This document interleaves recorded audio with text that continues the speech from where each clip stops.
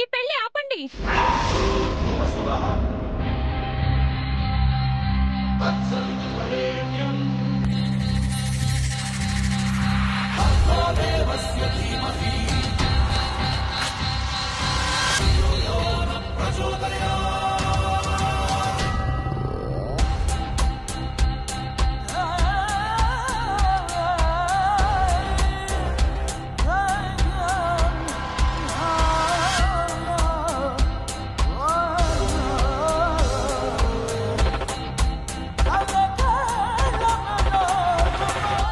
ఎవరమ్మా నువ్వు? ఈ పెళ్లి ఎందుకు ఆపాలనుకుంటున్నావు? నువ్వు నిత్య మనిషివా? కాదు, మీ మనవడి మనిషిని.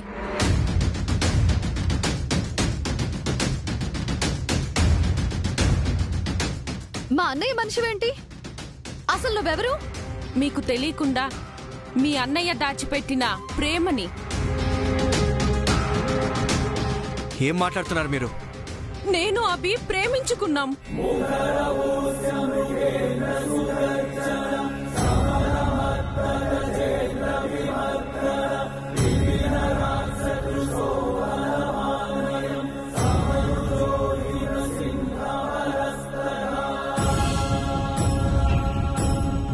ఇద్దరం సహజీవనం చేస్తున్నాం.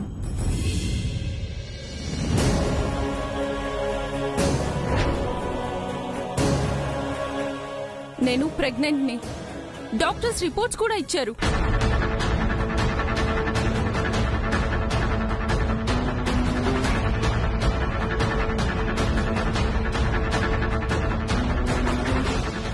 కావాలంటే ఎవరైనా చూసుకోవచ్చు.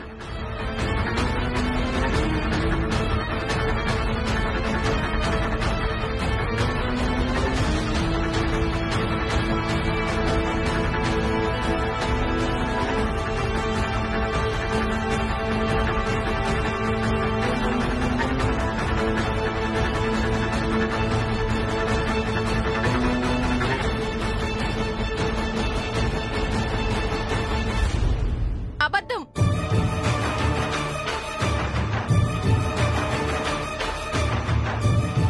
ఆయన అలాంటి వారు కాదు, నన్ను మాత్రమే ప్రేమించారు అని నీకు చెప్పాడు. నన్ను మాత్రమే లవ్ చేస్తున్నానని నాతో చెప్పాడు. నిన్నేమో తాళి కట్టి భార్యను చేసుకుంటున్నాడు, నన్నేమో పెళ్లి చేసుకోకుండా తల్లిని చేశాడు. మాకు పుట్టబోయే బిడ్డకు అన్యాయం జరగకూడదని పెళ్లి ఆపడానికి వచ్చాను.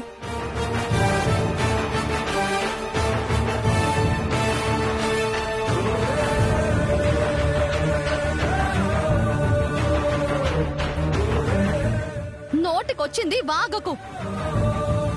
మా పరువు తీయాలని ఆవిడ గారు పంపిస్తే వచ్చిన పెయిడ్ ఆర్టిస్ట్వి కదా. డబ్బులు తీసుకుని వేషాలేసేదానిలా కనిపిస్తున్నానా మీకు? అవును, దివ్య అంటే నువ్వే కదా? మీ అన్నయ్య చెప్పాడు. అన్నా చెల్లెళ్ళు ఒకరంటే ఒకరు ప్రాణంగా ఉంటారట కదా. మీ అమ్మ నాన్న లేరట కదా. మాకు బాబు పుడితే జయసూర్య అని, పాప పుడితే మంగతాయారు అని పేరు పెట్టాలని చెప్పారు.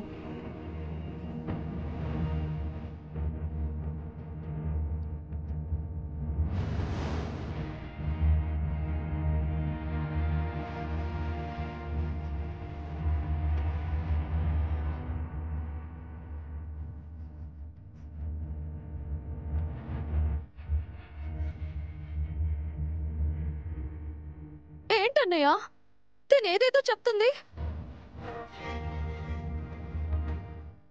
ఏదేదో కాదు, మా ఇద్దరి మధ్య జరిగిందే చెప్తున్నాను. అయినా దివ్య, నువ్వు కూడా ఆడపిల్లవే కదా. ఏ ఆడపిల్లైనా ఇంతమంది ముందు అబద్ధాలు చెప్పి పరువు తీసుకుంటుందా? సాటి ఆడదానిలాగా ఆలోచించు. తను చెప్తుంది అబద్ధమని చెప్పన్నయ్య. తనకి నీకు ఏ సంబంధం లేదు అని చెప్పు.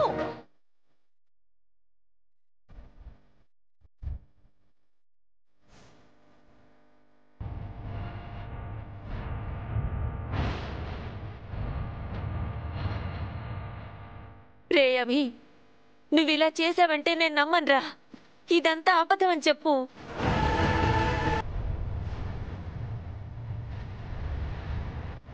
మాట్లాడవేంట్రా? జై మంగళ కొడుకురా నువ్వు. తప్పు చేయలేదని చెప్పు.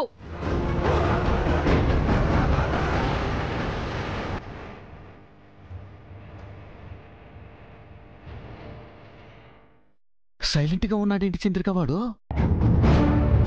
దీనికి వాడికి సంబంధం ఉందేమో. ఏంటబ్బి, ఎందుకు మౌనంగా ఉన్నావు? నోరు తెరిచి సమాధానం చెప్పు. నువ్వు ప్రేమించింది నన్ను మాత్రమే అని తనెవరో తెలియదని చెప్పు.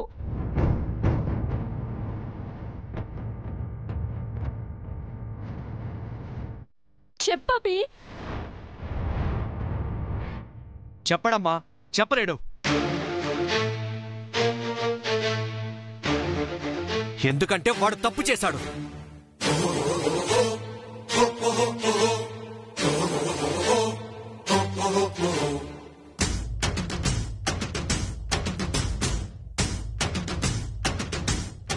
ఏం మాట్లాడుతున్నారండి? అభి అలాంటోడు కాదు బాబు. అబ్బి తప్పు చేయడు బాబు. ఇంకా అర్థం కావట్లేదా మీకు? తను అన్ని మాటలు చెప్పింది, అవి అబద్ధాలు అని వాడు చెప్పడా? మీరందరూ అడుగుతున్నారు, తను తప్పు చేయలేదని అంటున్నాడా? మౌనంగా ఉన్నాడంటే అర్థమేంటి? తప్పు చేశాడనే కదా. బావా, అది ఇంకోసారి ఆ మాట అన్నావంటే చెప్పుతో కొడతాను.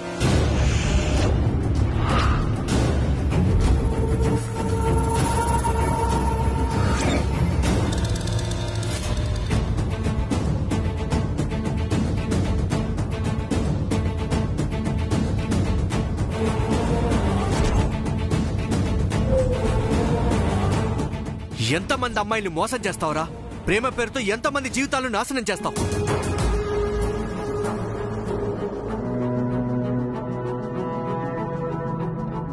ఇందుకేనా నా చెల్లిని పెళ్లి చేసుకోనన్నావు?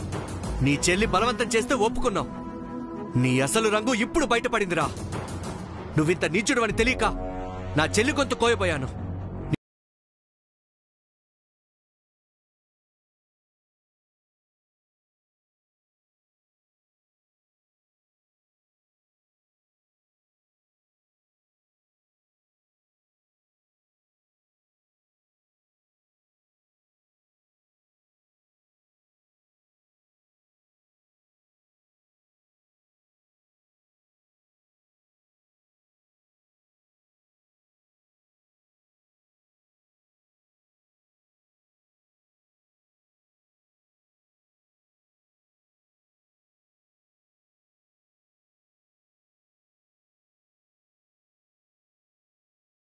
అబ్బి, రా. అబ్బి.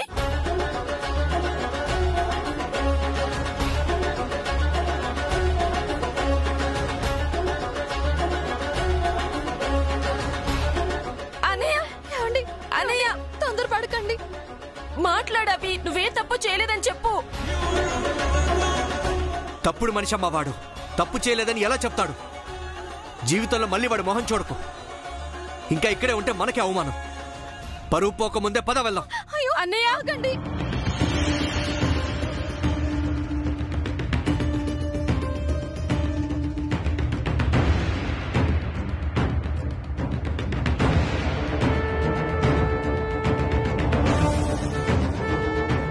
వామ్మో, ఇదితో పెద్ద గొడవలా ఉంది.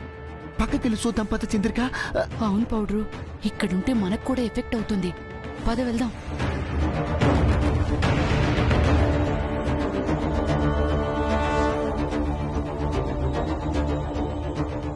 ఎంత పని చేసావురా?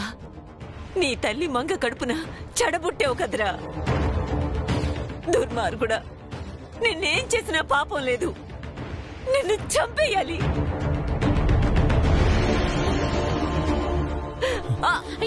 బామ్మగారు, బామ్మగారు, ఏమైంది? బామ్మగారు, ఏంట్రా ఇలా చేసావు? బామ్మగారు ప్రాణం తీస్తావా?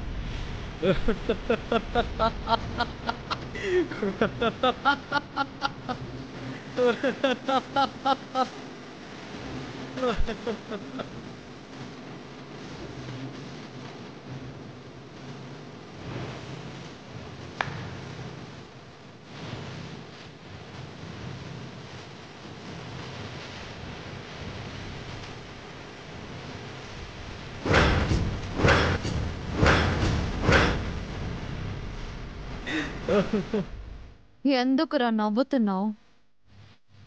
ఇదేగా పిన్ని నువ్వు కోరుకుంది. నా పెళ్లి ఆపాలనుకున్నావు. నేను నీ ఏడుపు చూడాలనుకున్నాను. అందుకే నీకు ఆ ఛాన్స్ ఇవ్వకుండా నేనే నా పెళ్ళి ఆపేశాను. శాపం గురించి చాణక్య దగ్గర నువ్వు నోరు విప్పకముందే, అది అందరికీ తెలియకముందే నా ప్లాన్ నేను చేసుకున్నాను.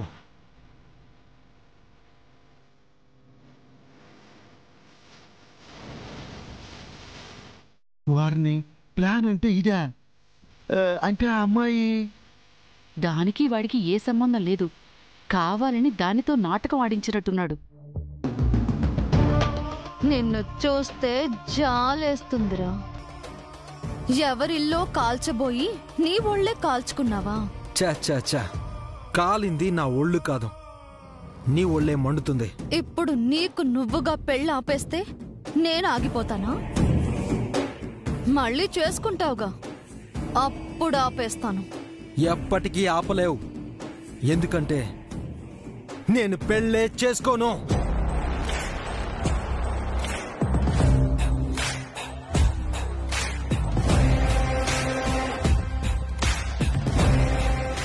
షాక్ అయ్యావా పిన్ని?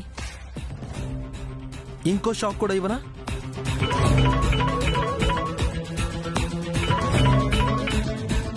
హలో, మేడం, మీకే ఫోన్. Hello, what? ఎప్పుడు?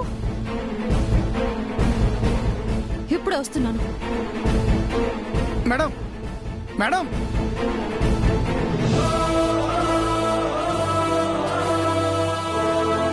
ఇదేంటి ఎక్కడికి వెళ్తుంది? నాకు తెలిసి అభిగాడి అసలు ప్లాన్ ఇది కాదనుకోట చంద్రిక, ఇంకేదో ఉంది. ఆ నిత్య అక్కడికి వెళ్తున్నట్టుంది. Thank you so much. It's okay Abhi. మరి నేను వెళ్ళరానా? చార్కేసా బాబు, తనని పంపించరా. అలాగే బాబు. పర్లేదు అభి, నేను వెళ్తాను.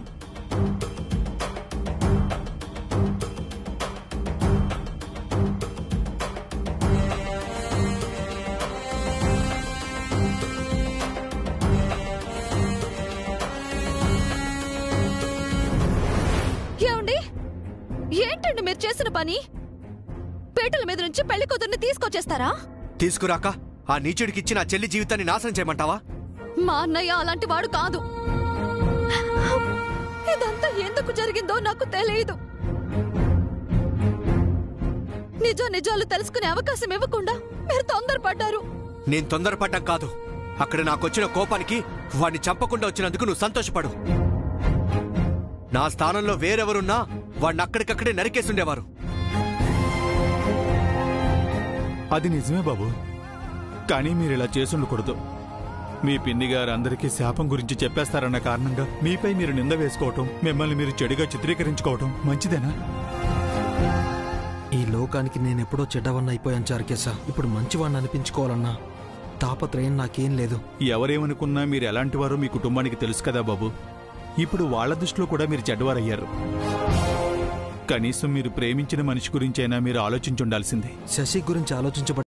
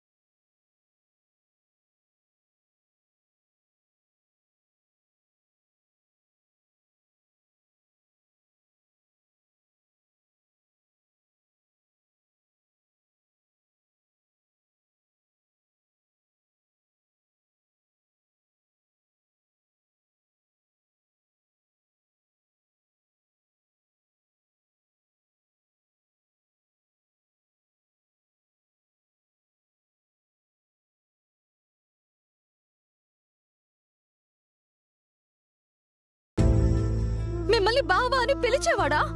వాడు నీకోసం ఇదంతా చేశాడు. తల్లిని తోబుట్టువుని గౌరవించేవాడు మిగతా ఆడవాళ్ళని కూడా గౌరవిస్తాడండి. మీరన్నట్టుగా అవసరానికి వాడుకుని వదిలేయడు. వాడిది స్వార్థం. తన వాళ్ళు బాగుంటే చాలు, ఎవరెలా పోతే ఏమనుకునే దుర్మార్గుడు. తన సుఖం కోసం పక్కవారిని బాధ పెట్టే రాక్షసుడు వాడు. ఇలా ఎన్నో నిందలు మీపై పడతాయి బాబు. ముఖ్యంగా మీరు చేసిన పని అమ్మాయి గారి కాపురంపై ప్రభావం చూపిస్తుంది. అది ఆలోచించారా? నా మీద కోపంతో చాణక్య దివ్య మెళ్ళలో తాలి కట్టుండొచ్చు, కానీ నా మీద కోపంతో దివ్యను బాధ పెట్టేంత చెడ్డవాడు కాదు చాణక్య. ఇన్నాళ్ళు నాలో మంచితనమే చూశారు. నేనెంత చెడ్డవాడినో ఇప్పుడు వాడికి చూపిస్తాను. వాడు చేసిన తప్పులన్నిటికీ లెక్క కట్టి మరి శిక్ష వేస్తాను. నేనేంటో చూపిస్తాను. చాణక్య సార్ మీపై కక్ష కడతారు బాబు. మీరు నిజం చెప్పలేరు. మళ్ళీ మీరిద్దరూ శత్రువులు అవుతారు. నాతో శత్రుత్వం ఎలా ఉంటుందో వాడికి చూపిస్తాను. బతుకుండగానే నరకం చూపిస్తాను. అందుకు నేను సిద్ధంగా ఉన్నాను చారుకేశ. దివ్యను పోగొట్టుకుంటానేమో అన్న భయం, బాధను మించి ఇంకే నరకం నన్ను బాధ పెట్టలేదు.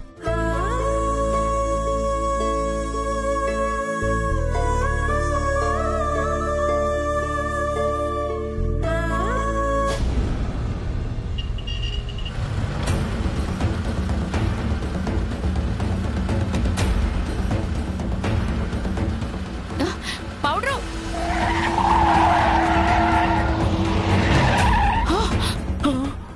ఏంటి పౌడరు? నన్ను చంపేద్దామని ప్లాన్ చేసావా? నాకు అంత అదృష్టం కూడానా? నేను పోతే నువ్వు పోతావు, అది గుర్తుపెట్టుకో. నేనెలా పోతానే? శాపము మీ ఇంటి ఆడపడుసులకే గాని అల్లులా కాదా? శాపం దివ్యకు, నాకు కాదు. ఏమో, ఆ ఇంట్లో బతుకున్న మొదటి ఆడపడుసు నువ్వే.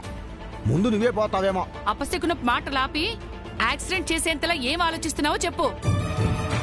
ఆ అభిగాడు నిత్యను షాక్ అయ్యేలా చేశాడు కదా, అసలు ఏం ప్లాన్ చేశాడు?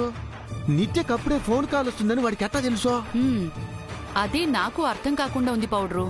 ఫోన్ రాగానే నిత్య ఎంతలా షాక్ అయిందో గమనించినావు? ఒళ్ళంతా ఎంతలా వణికిపోయిందో చూసినావు? ఫోన్ పెట్టేసి అభితో ఒక్క మాట కూడా మాట్లాడకుండా, నాగభూషణం చెప్తున్నా వినిపించుకోకుండా ఎలా పరిగె